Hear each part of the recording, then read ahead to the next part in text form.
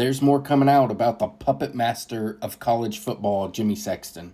If you guys don't know who Jimmy Sexton is, he is a representation of basically every good college football coach. From Lane Kiffin to Kalen DeBoer, Steve Sarkisian, Kirby Smart, Mike Norvell, the list goes on. And this guy's next big trick of puppeteering is what he's doing to Penn State. This is just one tweet from a Penn State fan, but I promise you, there's so much more on the internet than just this. Everybody's clowning Penn State and the AD of Penn State of why they can't get a head coach for this football team.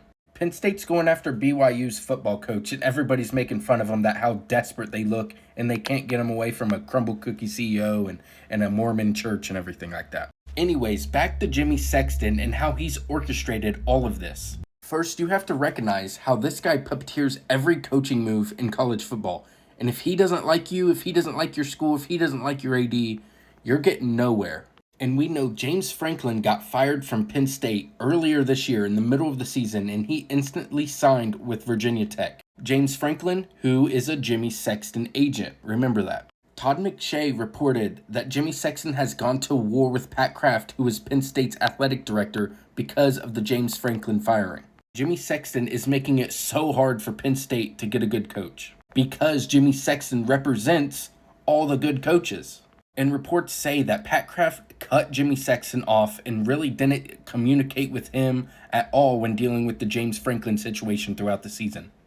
That's seemingly what really pissed off Jimmy Sexton. And a little bit of proof that I have to back this up.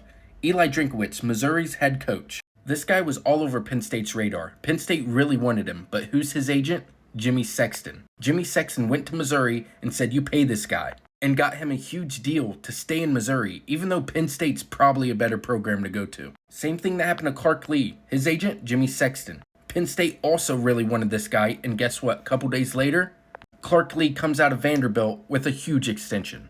Now, you can just say he's doing his job, which he is, but I think he has a bone to pick with Penn State because how Penn State treated him with the James Franklin firing, that he's taking it out on everybody there. No Jimmy Sexton client is going to sign with Penn State ever again until Pat Kraft is fired.